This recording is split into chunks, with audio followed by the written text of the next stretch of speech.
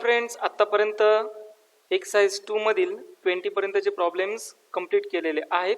यानंतर जो प्रॉब्लेम आहे तो डाऊटला विचारलेला गेलता. 21 कोणीही डाऊटला विचारलेला नाही. जर कोणाचा असेल तर तुम्ही तुम्हाला क्लिअर करून देईल. पण आता डाऊटला विचारला गेलाय प्रॉब्लेम नंबर 22. सो 22 जनरल हा डाऊटला विचारला गेलाय, तो घेतोय आता मी. Okay, so 22 problem is here is an open pan P filled with water having density rho of W is placed on a vertical rod which is also maintaining equilibrium. So problem एकदम simple आहे. Problem मध्ये काय सांगितलं ते बघा. या ठिकाणी एक असा वर्टिकल रॉड आहे. त्या वर्टिकल रॉड वरती एक पॅन प्लेस केला आहे. हा एक असा वर्टिकल रॉड आहे. या वर्टिकल रॉड वरती हा असा पॅन प्लेस केला आणि तो ऑब्वियसली फिल केलेला आहे वॉटरने. ज्या वॉटरची डेन्सिटी त्यांनी सांगितलंय. So here is density of water rho W असं त्यांनी मेन्शन केलं. सो नेक्स्ट पुढे काय सांगितलंय ते बघूया. A block of density rho is place on one side of the pan as shown in figure. Next here is a block which is placed and one side of the pan and which is having also density. So density of this pan is or this block is rho. पुढे काय सांगितलं तेही समजून घेऊ. Water depth is more than height of the block. So next situation त्यांनी अशी सांगितली की वॉटरची डेप्थ आहे. डेप्थ ऑफ द वॉटर असेल which is more than height of the block. So simple तुम्ही सांगणार हे जे लिक्विड असेल किंवा हे जे वॉटर असेल ते असं इथपर्यंत फिल केलं आहे. म्हणजे वॉटरची हाईट मॅक्झिमम आहे आणि हा जो ब्लॉक आहे हा कम्प्लिटली फिल झाला आहे. मग त्यांनी विचारलं आता सिच्युएशन काय काय आहेत ते समजून घेऊ. सो फर्स्ट ऑप्शन त्यांनी विचारलं equilibrium will be maintain only. बघा इक्विलिब्रियम मेंटेन करायचं आपल्याला. इक्विलिब्रियम मेंटेन, मग हा इक्विलिब्रियम मेंटेन कधी असू शकतो, कधी असणार आहे. सो पहिला ऑप्शन आहे equilibrium will be maintain only if density of block is less than density of water. बघा म्हणजे त्यांनी काय सांगितलं या ब्लॉकची जी डेन्सिटी आहे, या ब्लॉकची डेन्सिटी ही डेन्सिटी ऑफ वॉटरपेक्षा कमी असेल तर ऑब्वियसली इक्विलिब्रियम मेंटेन होऊ शकतो. बट अजून एक सिच्युएशन असते density of block is equal to or less than of the water असेल then it possible that equilibrium is maintain. मग असा ऑप्शन कुठला आहे, ऑप्शन आहे ऑप्शन बी. सिच्युएशन काय आहे density of block which is less than or equal to. Situation काय समजते सगळ्यांना, less than and equal to then possible equilibrium is maintain. So असा हा थेरॉटिकल प्रॉब्लेम होता. यानंतर नेक्स्ट प्रॉब्लेम होता प्रॉब्लेम नंबर हियर इज 23 नंबरचा प्रॉब्लेम डाऊटला विचारलेला गेलता, तो घेतो मी आता. A small ball is left in a viscous liquid from very much height. Correct graph of its velocity with time is. बघा रे आता हा जो प्रॉब्लेम विचारला गेला या टाईपचा प्रॉब्लेम आपण बऱ्याच वेळेस घेतलेला सुद्धा आहे. काय सांगितलंय बघा. सो प्रॉब्लेम मधली सिच्युएशन्स मी एकदा घेतो. So here is a one container. असा एक कंटेनर असेल आपल्याकडे बरोबर, आणि ह्या कंटेनरमध्ये एक बॉल असा मच हाईटवरून लार्ज हाईटवरून आपण असं कन्सिडर करू की लार्ज हाईटवरून तो असा प्लेस केलाय किंवा ड्रॉप केला. ओके, ड्रॉप केलाच म्हणूया. So here is a drop with a large height. एका लार्ज हाईटवरून तो स्पेरिकल ड्रॉप जो बॉल जो होता तो असा ड्रॉप केला. सिच्युएशन काय होऊन जाते बघा, हा असा बॉल असेल बरोबर, तो लार्ज हाईटवरून ड्रॉप करणार ऑब्वियसली. त्यानंतर वॉटर यामध्ये फिल केलेला असणार आहे. So here is a water inside the container. आणि टर्मिनल वेलॉसिटीची एक कन्सेप्ट आपण घेतलेली आहे. त्या टर्मिनल वेलॉसिटीच्या कन्सेप्टमध्ये आपण सिंपल सांगत असतो बघा.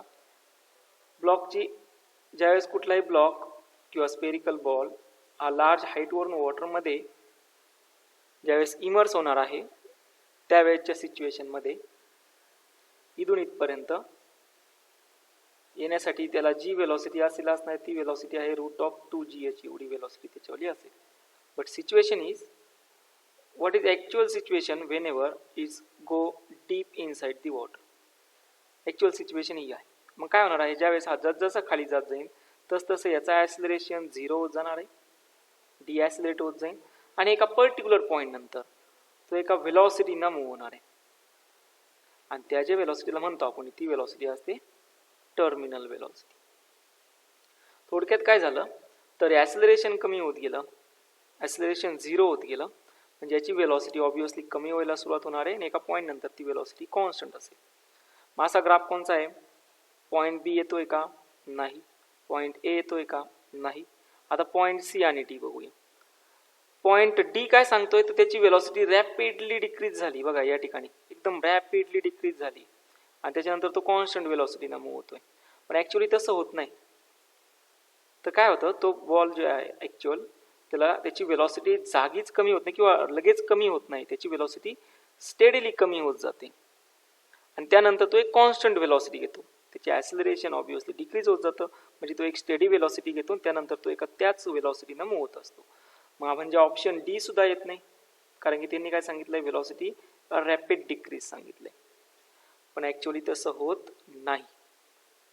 मग कोणचा ऑप्शन आला, ग्राफ सी. ग्राफ सी काय सांगतोय, जसा टाइम वाढत चाललाय, जसा टाइम इन्क्रीज होत चालला तशी त्याची व्हेलॉसिटी स्टेडीली कमी होत चालली आणि त्यानंतर तो कॉन्स्टंट व्हेलॉसिटीनं मूव्ह होत राहिला. सो फॉर दिस सिच्युएशन्स, या सिच्युएशनला आपला ग्राफ सी जो आहे तो व्हेरीफाय करतोय. So your option is option C.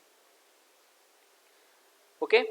So 24 नंबरचाही मला कोणीही डाऊट विचारला नाही, 25 सुद्धा विचारलेला नाहीये आणि 26, 27 ही विचारलेला नाही. जर तुम्हाला 26, 27 मध्ये म्हणजे 24 पासून 27 पर्यंत डाऊट जर असेल तर तुम्ही मला नक्की पाठवा, मी तुम्हाला तो सॉल्व्ह करून देईन. पण सध्या तरी कोणी त्यामध्ये डाऊट विचारलेला नव्हता. ओके. सो नेक्स्ट डाऊट जो विचारला आहे तो आहे problem number 28. So here is problem number 28. A spherical ball is dropped in a long column of viscous liquid. Which of the following graph represent the variation of? बघा रे, एक spherical ball आहे तो drop केला आहे long column of viscous fluid मध्ये आणि त्यावेळेस तुम्हाला ग्राफ कुठला फॉलो होणार ते विचारलं. पहिला आहे gravitational force on with time, काय असेल, viscous force with time and net force acting on the ball with time is. So gravitational force माहिती आहे, जसं किती टाइम जरी वाढला तरी ग्रॅव्हिटेशनल फोर्स हा जो असतो विथ रिस्पेक्ट टू टाइम हा कॉन्स्टंटच असतो. सो ग्रॅव्हिटेशनल फोर्स या ठिकाणी म्हणणार आपण, gravitational force is constant with respect to time. With respect to time काय असतो, कॉन्स्टंट असतो. पुढे आहे विस्कस फोर्स. आता कंडिशन अशी असते की जसा टाइम वाढत चालतो, Wien ever time goes on increases viscous force is also increases. Time जसा वाढत गेला तशी विस्कॉसिटी वाढत जाते आणि विस्कस फोर्स सुद्धा काय होत जातो, वाढत जातो. आणि तिसरा आहे नेट फोर्स, एफ नेट. याची सिच्युएशन एकदम सिंपल आहे, जसा टाइम वाढत जाणार आहे तसा नेट फोर्स कमी होत जातो. म्हणजे एक लास्ट टाइम पर्यंत जर विस्कस फोर्स जर राहिला तर ऍक्च्युअल फोर्स इथे ऍडिशन आहे ग्रॅव्हिटेशनल फोर्स आणि विस्कस फोर्सची. ग्रॅव्हिटेशनल फोर्स तर कॉन्स्टंटच असणार आहे, विस्कस फोर्स काय होता, वाढत गेला. पण नेट फोर्स काय होत जातो, तर जसा टाइम वाढत जाणार आहे नेट फोर्स कमी होत जातो. मग ग्राफ कोणचा आहे, तो फर्स्टसाठी ग्राफ कोणचा आहे, कॉन्स्टंट फोर्स पाहिजे. म्हणजे ग्राफ कोणचा आला, जसा टाइम वाढत गेला तो कॉन्स्टंट असेल, याच्यासाठी स्लोप येऊन जातो पी. विस्कस फोर्ससाठी येऊन जातो क्यू, कारण की विस्कस फोर्स काय सांगतो, टाइम जर वाढला तर विस्कस फोर्स सुद्धा वाढत जातो. तो आला आपला ऑप्शन क्यू. आणि लास्टला नेट फोर्स वाढत गेला तो म्हणजे असेल आर. टाइम वाढत गेला नेट फोर्स कमी होत जाणार. मग असा ऑप्शन कोणचा आहे, option C is your correct answer. आता 29 मला डाऊटला कोणी विचारलेला नाही, जर डाऊटला असेल तर तुम्ही मला तो पाठवू शकता. त्यानंतर प्रॉब्लेम नंबर 30 हा डाऊटला विचारलेला गेला आहे, तो आता मी घेतो. So here is a problem number 30. A massless conical flask, बघा प्रॉब्लेम मध्ये असं सांगितलं, massless conical flask filled with liquid is kept on a table in a vacuum. ठीक आहे, हा मासलेस कोनिकल फ्लास्क आहे तो टेबल वरती ठेवला आणि पुढे विचारलं, the force exerted by the liquid on the base of the flask is W1 and the force exerted by the flask on the table is W2. Problem मध्ये त्यांनी असं सांगितलं की हे जे लिक्विड आहे यामध्ये लिक्विड प्रेझेंट असणारं हे लिक्विड याच्या बेसवरती जो फोर्स अप्लाय करत आहे तो फोर्स आहे W1 आणि नंतर याचा बेस कंप्लीट जो फ्लास्क आहे तो फ्लास्क यावरती जो फोर्स अप्लाय करतोय तो आहे W2. मग कुठला फोर्स मॅक्झिमम असेल कुठला फोर्स मिनिमम असेल. सो W1 हा जर फोर्स घेतला लिक्विडच्या बॉटमला असणारा फोर्स तर तो येऊन जातो pressure multiply bye obviously area असेल आणि इथं प्रेशर किती असणार आहे एवढे हाईट एवढं म्हणजे प्रेशर आलं ρGH मल्टिप्लाय बाय ए आणि ह्या ठिकाणी हा जो W2 असेल तो फक्त म्हणजे त्याच्यावर जाणार आहे mg एवढा. मग यावरून तुम्ही सिंपल सांगू शकता कुठला फोर्स मॅक्झिमम असेल.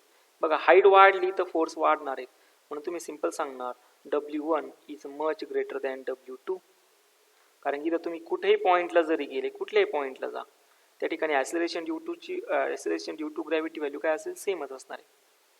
But whenever you check the height जशी हाईट चेंजेस होणार म्हणजे इथं जर आला तर हाईट बदलणार इथं आला तर हाईट बदलणार. सो हाईट डेप्थ जर आपण घेतलं ना प्रेशरमध्ये डेप्थ जर वाढली तर प्रेशर इन्क्रीज होत असतं. प्रेशर जर वाढला तर ऑब्विसली फोर्स सुद्धा वाढणार आहे. So you get the option B W1 is greater than W2. यानंतर 31 नंबरचा प्रॉब्लेम काही विद्यार्थ्यांनी डाऊटला विचारला गेलता. So here is a problem number 31.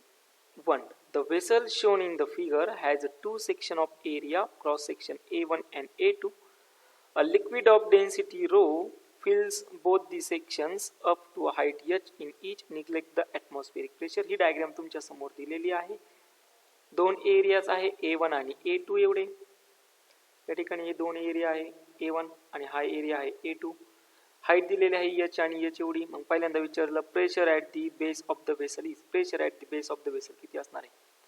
मग टोटल हाईट बघा टोटल हाईट किती आली h1 प्लस h2 किंवा h प्लस h म्हणजे आलं 2h.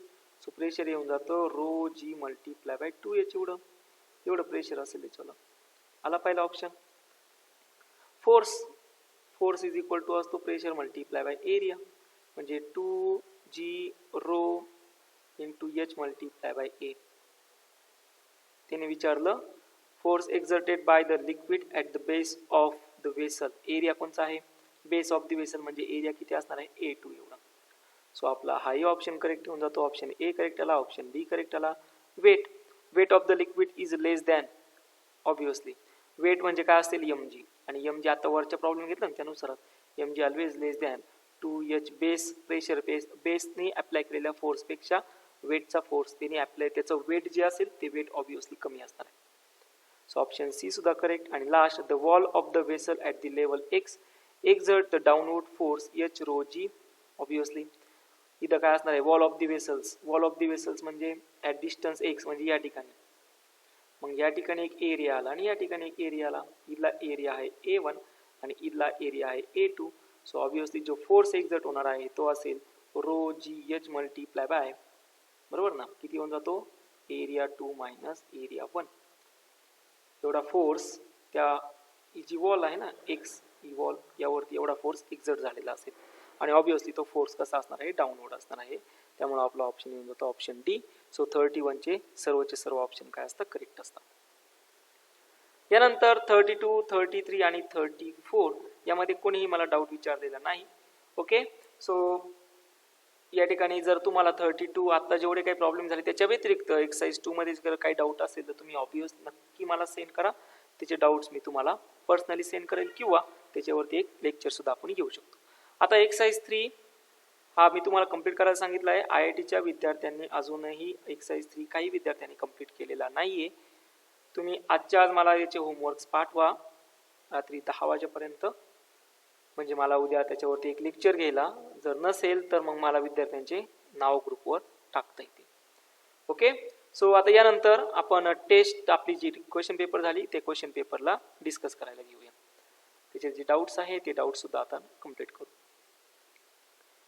सो ही आपली क्वेश्चन पेपर आहे. या क्वेश्चन पेपरमध्ये सोपी क्वेश्चन पेपर होती. काही चेंजेस होते त्याचा जो रिझल्ट आहे तो रिझल्ट मी तुम्हाला शेवटी दाखवतो. तो चेंजेस करून टाकलेला रिझल्ट आहे. चेंजेस म्हणजे तुमचे जे काही क्युरीज होत्या जे क्वेश्चनचे 2-3 क्वेश्चनचे आन्सर चुकलेले होते ते क्वेश्चनचे आन्सर करेक्ट करून तुम्हाला ॲडिशनल मार्क देऊन तुमचा रिझल्ट रेडी झालेला आहे. ठीक आहे. चला मग आता सगळ्यात सुरुवातीला डाऊट जे आहेत ते डाऊट्स आपण या ठिकाणी कंप्लीट करायला सुरुवात करू. सो जे डाऊट्स आहेत ते डाऊट्स बघा, इथं विचारला गेला आहे क्वेश्चन नंबर 8 डाऊटला. सो सगळ्यात सुरुवातीला घेऊया क्वेश्चन नंबर 8 जो की विद्यार्थ्यांनी डाऊटला विचारलेला होता. So here is question number 8. मग आता कसा घ्यायचा तो पण समजून घेऊया. काय बघा question number 8. At what angle must the two forces x plus y and x minus y act so that the resultant may be under root x square plus y square? तुम्हाला विचारलं अँगल फाइंड करायला लावला आणि रिझल्टंटची value दिली आहे. तर रिझल्टंटचा formula काय असतो? r is equal to very good under root a square plus b square plus 2ab cos theta. याला जर मी स्क्वेअर केलं R square is equal to असणार आहे A square plus B square plus 2ab cos theta. आता तुम्ही म्हणणार ए आणि बी कुठे दिलेत? एक्स प्लस वाय हा एक फोर्स दिला त्याला म्हणतो मी ए, तो आहे एक्स प्लस वाय. दुसरा फोर्स दिला एक्स मायनस वाय त्याला म्हणतो मी बी, तो असणार आहे एक्स मायनस वाय. या रिझल्टंटची व्हॅल्यू दिली आहे, हे दिलंय ना इथं resultant under root very good x square plus Y square हाही रिझल्टंट दिला. मग तुम्हाला काय करायचं आहे? सगळ्या व्हॅल्यू याच्यामध्ये टाका आणि सगळ्या व्हॅल्यू याच्यामध्ये टाकल्यानंतर सॉल्व करा. सॉल्व केल्यावर तुमचे आन्सर येऊन जातं ऑप्शन ए. फॉर्म्युला दिला आहे तुम्हाला X square plus Y square ब्रॅकेटमध्ये येतं 2 under root X square minus Y square. Option your option A is correct. Okay very good. चला आता पुढील प्रॉब्लेम घेऊया. Problem number 11. So problem number 11 काय विद्यार्थ्यांनी विचारला आहे? 12ही विचारला आहे. घेतो मी, टेन्शन घेऊ नका. 11 आणि 12 साठी प्रोसिजर सेमच आहे. बघा प्रॉब्लेम नंबर 11 काय? Figure shows below a body of mass m moving with a uniform speed on a circular path of radius r. What is the change in acceleration in going from p1 to p2. तुम्हाला विचारलं change in acceleration किती असेल ज्यावेळेस तो p1 पासून कुठे जाणार आहे? p2 पाशी जाणार आहे. मग सगळ्यात सुरुवातीला ज्यावेळेस हे सर्क्युलर मोशन झालं ना, बरोबर आहे, हे सर्क्युलर मोशन झालं. मग आता हे सर्क्युलर मोशन होत जर असेल त्याचा सेंट्रिपिटल फोर्स जो असणार आहे तो ऑब्वियसली पुढे होणार आहे टुवर्ड द सेंटर. आता नेट ॲक्सिलरेशन मी रिझॉल्व करतो. दोन ॲक्सिलरेशन असतं, एक असतं टँजेन्शियल ॲक्सिलरेशन, एक असतं याच्यावर सेंट्रिपिटल ॲक्सिलरेशन, आणि हे असेल याच्यावर नेट ॲक्सिलरेशन. बरोबर आहे. मग आता ऑब्वियसली दोघांमध्ये अँगल किती आहे? 90 डिग्री. इथं असेल याच्यावर थीटा, मी असेल याला म्हणतो AT is equal to a cos theta, आणि हा असणार आहे AC is equal to a sine theta. आता इथं सुद्धा किती असणार आहे? टुवर्ड याला म्हणजे काय असतं? इथं सुद्धा सेंट्रिपिटल ॲक्सिलरेशन, आणि तो सुद्धा सेंट्रिपिटल ॲक्सिलरेशन येऊन जातो ए साइन थीटा. म्हणजे चेंज इन ॲक्सिलरेशन किती असणार आहे? पहिलं आलं ए साइन थीटा अपॉन 2 मायनस ए साइन थीटा अपॉन 2. म्हणजेच याला कसं असणार आहे? मायनस मायनस प्लस झालं, 2a मल्टिप्लाय बाय किती आलं रे? Sine theta upon 2. हे काय आलं? Change in acceleration. ओके. आता इथे अँगल थीटा किती दिला आहे? 90 डिग्री. व्हॅल्यू सबस्टिट्यूट करून देऊ. म्हणजे change in acceleration is equal to 2a sine of किती आला? 90 डिवायडेड बाय 2 म्हणजे 45 डिग्री. आणि साइन 45 किती असतं? So change in acceleration 2 multiply by a sine 45 असतो 1/√2. सो 2 डिवायडेड बाय √2 सगळ्यांना माहिती किती असतो? तो येऊन जातो a multiply by √2.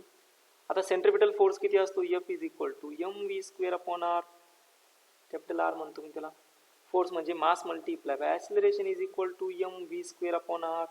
Mass and mass get cancel, you get the acceleration value v square upon r. Substitute करून देऊ या ठिकाणी. या ठिकाणी सबस्टिट्यूट करून दिलं तर delta a is equal to आला v square upon r multiply by √2 एवढा. हे तुमच्यावाला आन्सर असेल. माझा ऑप्शन कुठे आहे? Option D is your correct answer. हां, आता आन्सर की कडे जाऊया. सो आन्सर की मध्ये 11 नंबरचा ऑप्शन डी येतो का बघू. सो 9, 10 आणि 11 नंबरचा ऑप्शन किती आला? डी आला. समजतंय सर्वांना? ओके. चलो नेक्स्ट पुढील प्रॉब्लेम कडे जाऊया.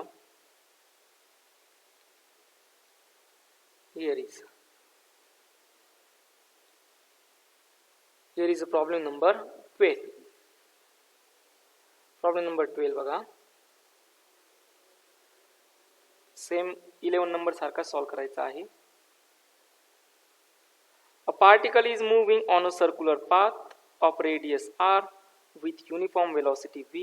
The change in velocity when the particle moves from point P to Q is. बघा तुम्हाला विचारलंय प्रॉब्लेम नंबर 12 मध्ये ज्यावेळेस पार्टिकल P पासून Q कडे मूव्ह होणार आहे त्यावेळेस वेलॉसिटी किती चेंज होणार. बघा वेलॉसिटीची डायरेक्शन बदलली, सो ऑब्विसली ज्या पद्धतीने ॲक्सिलरेशन रिझॉल्व्ह केलं त्या पद्धतीने आपण वेलॉसिटीला रिझॉल्व्ह करूया. तेही सेम येऊन जाणार 2v मल्टिप्लाय बाय किती असणार आहे साइन थिटा अपॉन 2. जसं याला रिझॉल्व्ह केलं तसंच वेलॉसिटीला रिझॉल्व्ह केलं. So again 2v multiply by sine थिटाची व्हॅल्यू किती आहे दिली बघा तुम्हाला 40 डिग्री. सो इथे येऊन जातं 40 डिवायडेड बाय 2. सो ते येऊन जातं delta v is equal to 2v sine multiply by किती आलं 20 आलं. So you get delta v is equal to 2v multiply by sine 20. Option C is your correct answer. आता आपल्या प्रॉब्लेम्सकडे जाऊया, म्हणजे आन्सर कीकडे. आन्सर कीमध्ये 12 नंबर ऑप्शन सी यायला पाहिजे, तो आलेला नाही. सो याचे मार्क्स तुम्हाला भेटले. 12 नंबरचा ऑप्शन किती आला सी आला, याचे मार्क्स तुम्हाला भेटले. आता राहतो काही विद्यार्थ्यांनी विचारलेला क्वेश्चन नंबर 13. चला मग आता 13 नंबरचा बघूया. So here is problem number 13. Vector A 2i cap plus 4j cap plus 4k cap and vector B 4i cap plus 2j cap minus 4k cap are two vectors. The angle between them is. तुम्हाला विचारलं आहे दोघांमध्ये angle किती असेल. मग angle कसा find करतो माहिती सर्वांना. Very good. तो अँगल आपल्याला माहिती आहे. अँगल इज इक्वल टू त्याला म्हणतो आपण cos theta is equal to, बरोबर ना. So here is problem number 13 आणि त्याचा आन्सर येऊन जातो cos theta is equal to vector A dot vector B scalar quantity divided by काय असणार आहे magnitude of A into magnitude of बी.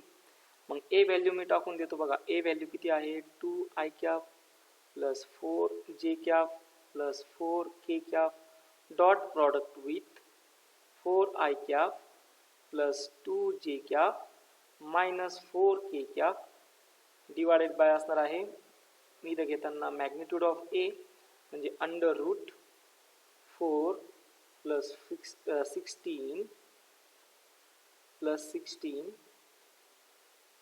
आणि इथेही घेतो 16 प्लस 4 प्लस 16 आणि याला जर सॉल्व केलं so theta is equal to cos inverse of 0 येऊन जातो आणि कॉस इनवर्स ऑफ 0 म्हणजे थीटा इज इक्वल टू किती असतो 90 degree. So theta is equal to 90 degree म्हणजे 13चा ऑप्शन काय यायला पाहिजे डी यायला पाहिजे. So you get the 13 option D. बघूया. सो 13चा सी आला आहे पण त्याचा आन्सर काय आहे डी. सो याचेही तुम्हाला मार्क्स भेटलेले आहेत. सो या दोन्हींचे मार्क्स तुम्हाला ॲडिशनल भेटले. ॲडिशनल म्हणजे आन्सर कीमुळे. ओके, म्हणजे ऑप्शन थोडेसे इकडे तिकडे झाले. ठीक आहे. चला आता या पुढील जो प्रॉब्लेम होता तो प्रॉब्लेम नंबर तोही बघूया कुठला आहे. प्रॉब्लेम नंबर काही विद्यार्थ्यांनी विचारला आहे. Problem number 15. Here is problem number 15. Problem number 15 काय तो बघूया. In above example a unit vector perpendicular to both A and B will be. Unit vector perpendicular to both A and B कसं find करतो. Unit vector perpendicular माहिती सर्वांना. N cap is equal to असतो A cross B divided by असतो magnitude of A cross बी. मग आता हे ए cross बी कुठले घ्यायचे तो वरच्या प्रॉब्लेमवरून सांगितलं ना. म्हणून ए किती असणार आहे 2i cap plus 3j cap minus के कॅप आणि minus I cap plus 3j cap plus 4k cap या दोन्ही व्हॅल्यूंचा डब्बा सॉल्व करायचा. डब्बा येतो सॉल्व करता. ए क्रॉस बी घेतो ना आपण.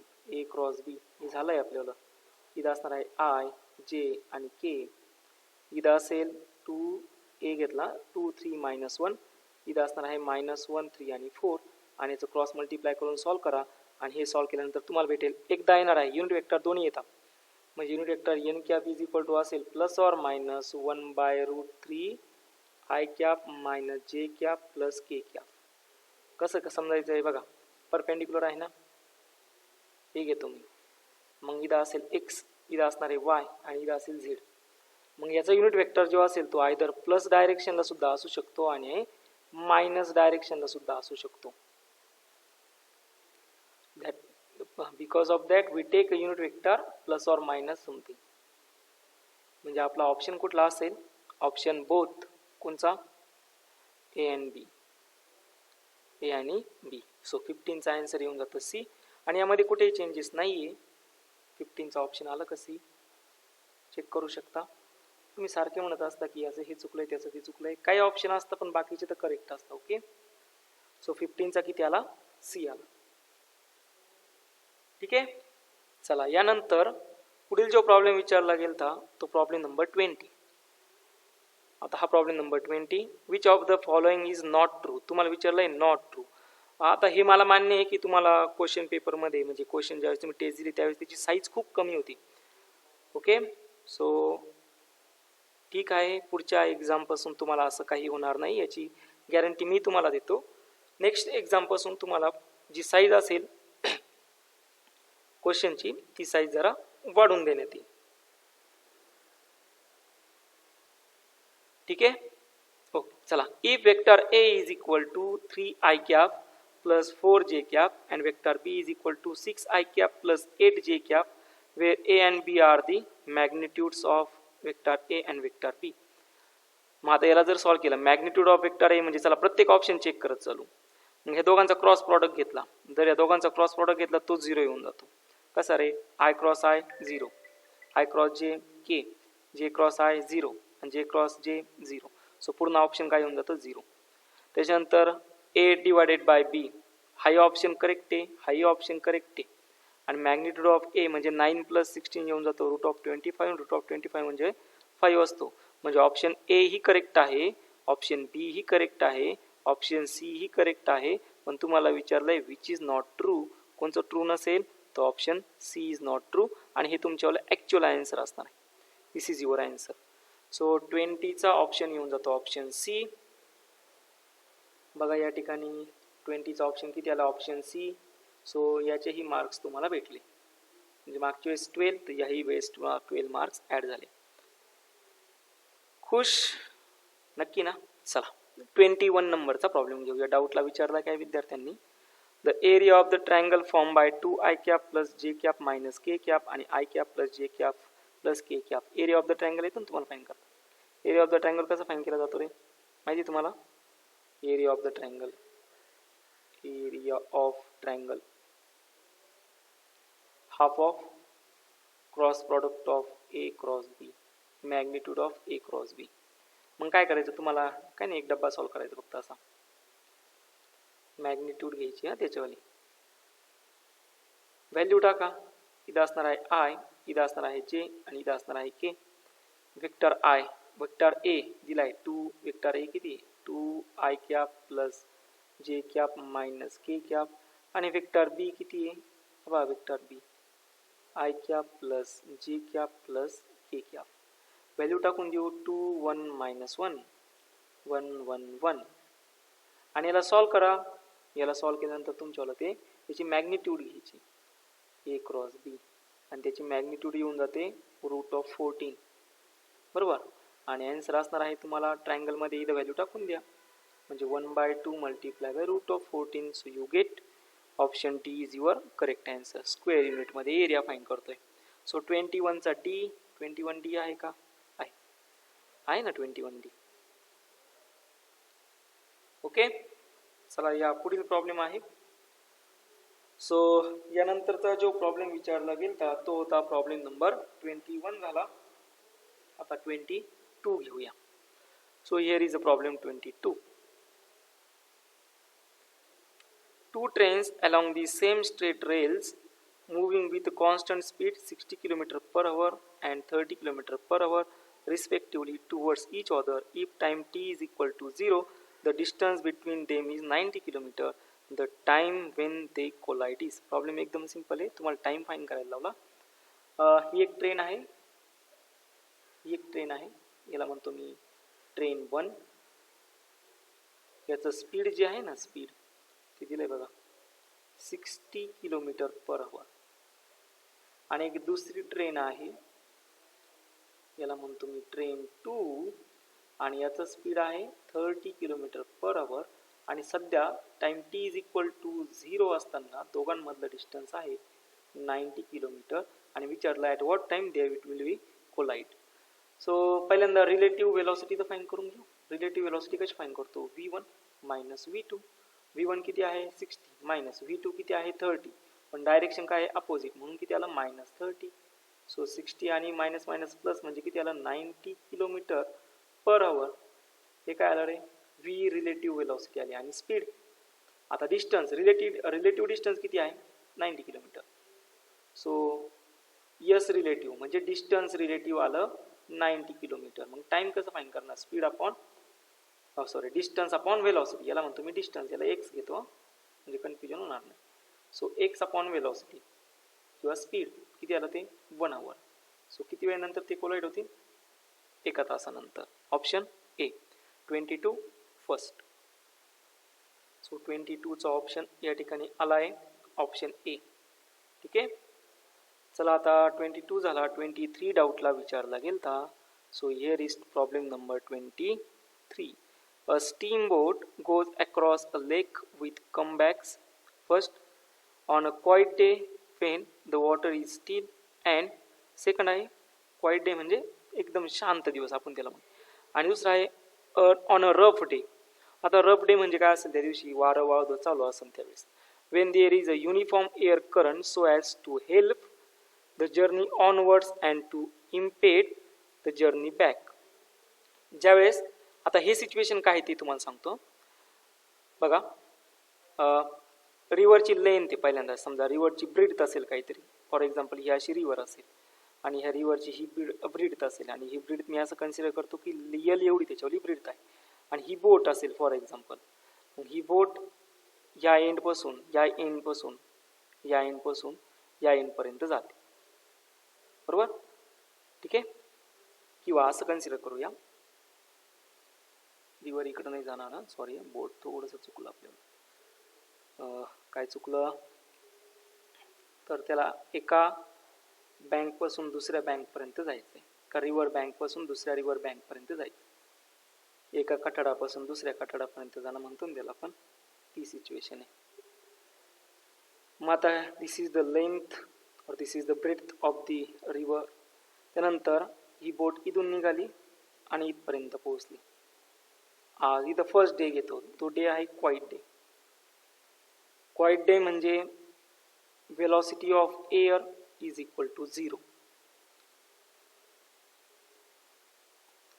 वेलॉसिटी ऑफ एअर किती असेल 0. मग इथं फक्त एकच वेलॉसिटी प्रेझेंट असणार आहे. कोणाची? ऑब्विसली कोणाची असणार आहे? त्या बोटची वेलॉसिटी. मग इथून एकदा इथपर्यंत गेला आणि इथून एकदा इथपर्यंत गेला म्हणजे टाइम इज इक्वल टू असणार आहे लेंथ अपॉन फर्स्ट सिच्युएशन. ही कोणासाठी असणार आहे? Quiet day. म्हणजे time for quiet day is equal to असेल l upon velocity of b plus l upon velocity b. आणि हे किती होऊन जातं? 2l अपॉन व्ही बी. याला म्हणतो मी इक्वेशन 1. एवढा टाइम लागेल क्वाईट डे मध्ये. पण आता टाइम सेकंड सिच्युएशन घेऊया. आता सेकंड सिच्युएशन जर घेतली, सेम आहे. काय आहे? ही रिव्हर असेल सेम लेनची, तीच पहिली जी रिव्हर आहे तीच आहे. ब्रेड त्याच्यावाली यल एवढी आहे. पण आता या ठिकाणी वेलॉसिटी ऑफ एअर प्रेझेंट आहे आणि त्यांनी असं सांगितलं की ज्या वेळेस ही बोट जी असेल ही सिच्युएशनला ऑनवर्ड असेल म्हणजे इथून इकडे चालला असेल त्यावेळेस वेलॉसिटी ऑफ एअर याला सपोर्ट करते, या बोटच्या वेलॉसिटीला सपोर्ट करते.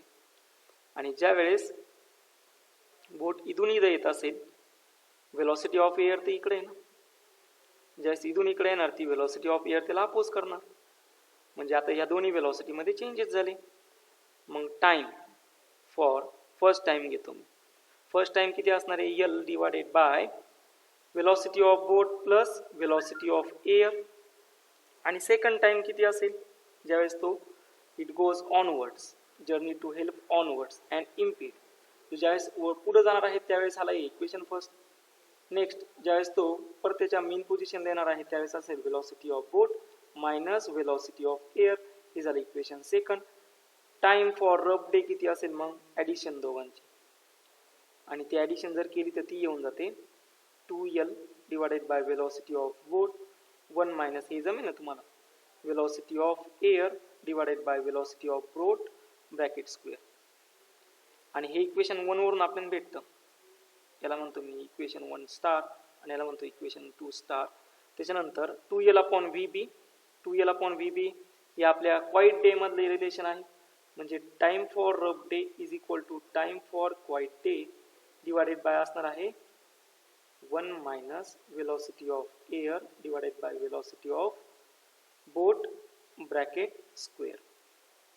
मग आता हे रिलेशन तुम्हाला भेटलं. हे रिलेशनला मी असंही रिप्रेझेंट करू शकतो.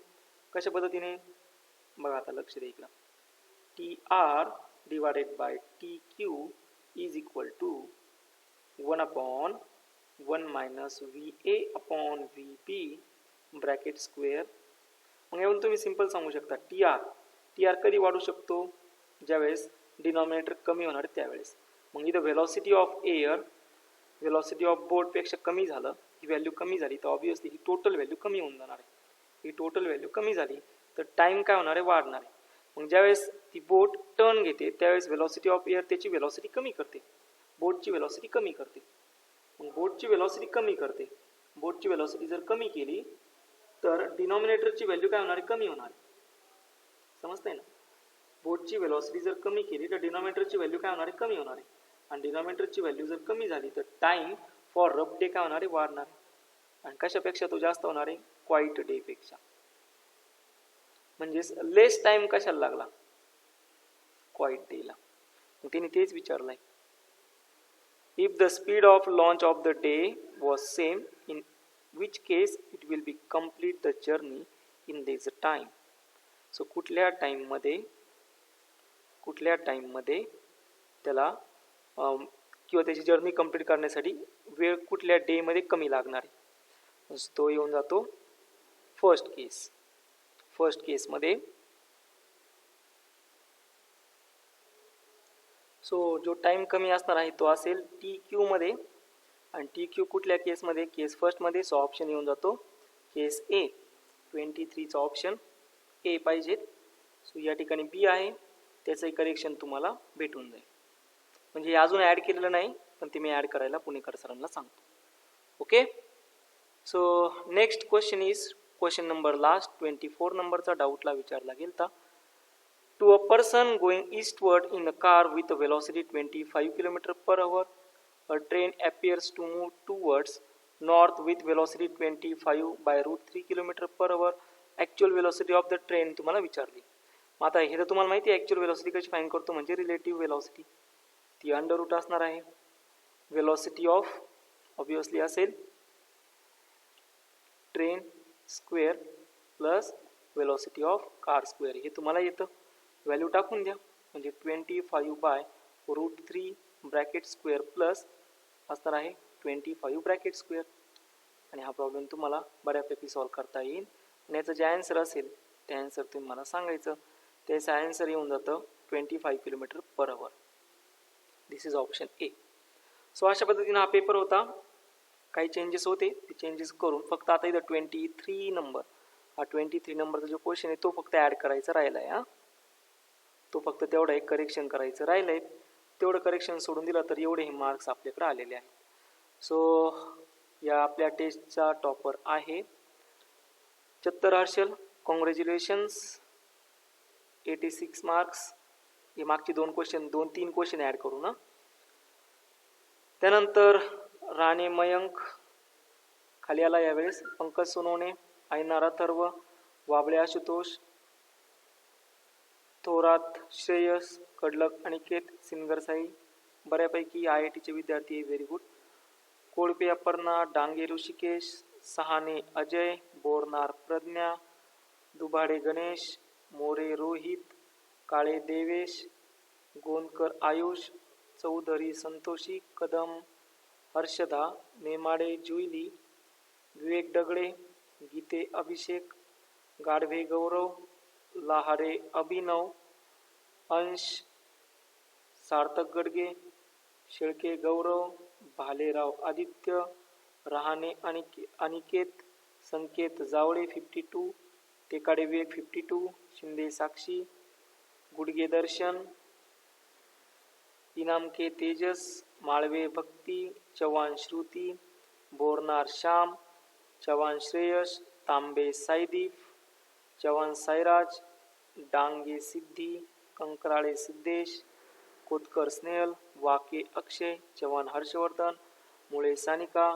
मेहत्रे यश, शेटे विराज, काळवागे आदिती, डहाळे नेहा, एंगे सुज्ञा, कुंभार ऐश्वर्या, घारे अमित, चौधरी पूर्वा, पवार स्नेहा, इगे श्रद्धा, दंडवते सिद्धी आणि साबळे गणेश. सो हे तुमचेवाले मार्क्स आहे, बऱ्या प्रकारे कमी आलेत. पण अगेन मी परत एकदा सांगतो, तुम्ही तुमच्या परफेक्शनकडे फोकस करा, परफेक्शनवरती लक्ष द्या, एरर्स मिनिमम करा. ओके, एरर्स मिनिमम करा आणि परफेक्शन म्हणजे मॅक्झिमम क्वेश्चन अटेम्प्ट करा आणि त्याच्यामध्ये एरर्स मिनिमम ठेवा, तुमचे मार्क्स वाढत चालतील. सो सिंपल फंड आहे. याच्यानंतर जर तुम्हाला याच्या व्यतिरिक्त काही डाऊट असेल, ऑब्विसली तो फक्त एक क्वेश्चन ॲड करून देतो 4 मार्क्सचा, म्हणजे तुमच्यावाले मार्क्स हे इम्प्रूव्ह होऊन जातील. सो अशाच पद्धतीनं टेस्ट देत राहा आणि मी काळजी घेतो की यापुढं आन्सर कीमध्ये कुठेही चेंजेस नसतील आणि तुम्हाला क्वेश्चन्स व्यवस्थित दिसावेत या दृष्टीनं मी प्रयत्न करतो. तुम्ही स्कोअर तुमचा अजून वाढावात या दृष्टीनं प्रयत्न करा, म्हणजे आपला रिझल्ट काय होत जाईल, वाढत जाईल. सो अजून काही लेक्चरमध्ये कोणाला काही डाऊट असेल तर तुम्ही मला शेअर करू शकता, पाठवू शकता. थँक्यू.